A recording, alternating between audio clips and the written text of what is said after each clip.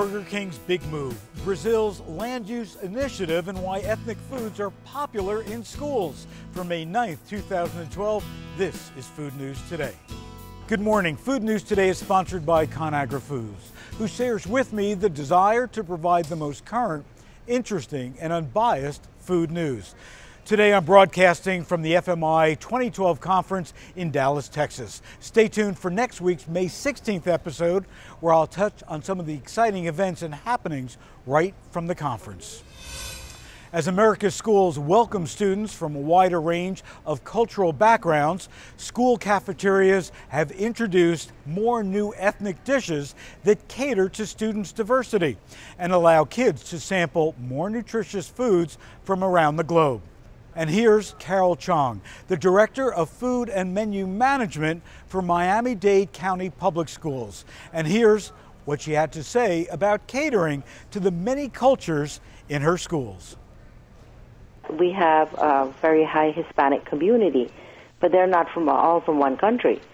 So within the Hispanic community, there are many differences, even with the way they prepare their foods. Knowing that we have over 340,000 children, you can't satisfy everybody. However, knowing that our mission is to nourish minds and bodies, and over 70% of our students are economically needy, we want to be sure that we offer foods that they will eat. That's the reason we kind of try to cater to ethnic dishes, because familiar foods, they will eat those. We do lots of beans and rice combinations, garbanzo beans, black beans, red beans. We do arroz con pollo, which is chicken and rice.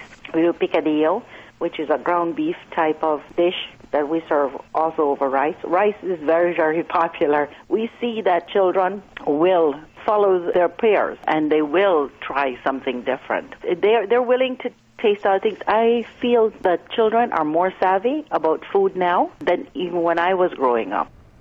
Thanks, Carol. As well as Italian and Asian foods, and of course, the good old peanut butter and jelly. Carol schools do it all. For more, just check out School Nutrition Association's The State of School Nutrition 2011 survey, which found that 99% of school districts are serving Mexican dishes, 84% offer Asian, and more. Now we hear from Rebecca Fisher on the land use initiative in Brazil that's attempting to increase agriculture while preserving rainforest. Rebecca, what's going on down in Brazil? Thanks, Phil. The question of how to provide enough food for our ever-increasing global population has been on the minds of many agroecologists for quite some time.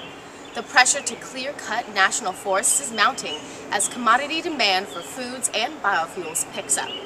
Ultimately, we need to decouple agriculture expansion with deforestation. An initiative known as Roundtable REDD, being launched at the UN Conference on Sustainable Development in Brazil this June, seeks to do just that.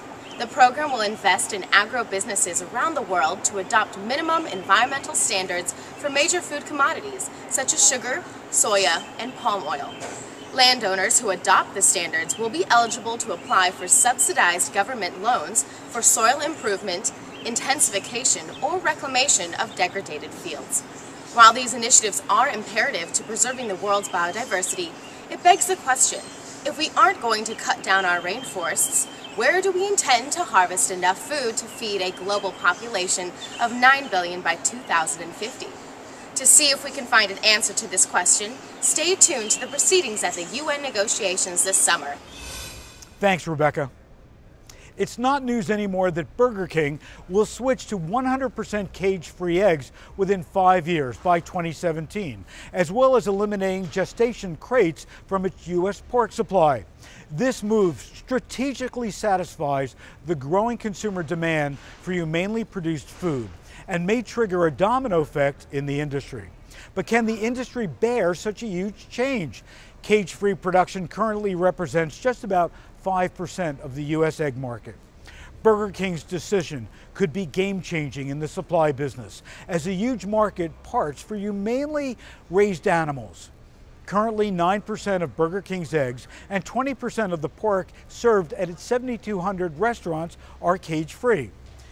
In the European Union, all eggs are already cage-free. Broiler, which are chicken meat industry, has 9 billion chickens, none in cages.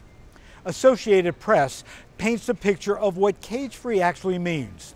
Hens would still be housed in a barn, but they have room to roam and perches and nesting boxes. Sows are also held indoors, but they would not be confined in the cramped crates while they're pregnant. Private equity group 3G Capital took Burger King private in October 2010 and will soon release the company public. Positive publicity and fair treatment of animals certainly places Burger King in a positive light. Let me know what's on your food mind. Would you invest in Burger King's public offering? And remember, log on to foodnewstoday.com anytime to access our archives and replay this episode, as well as access our previous ones. Thanks for watching.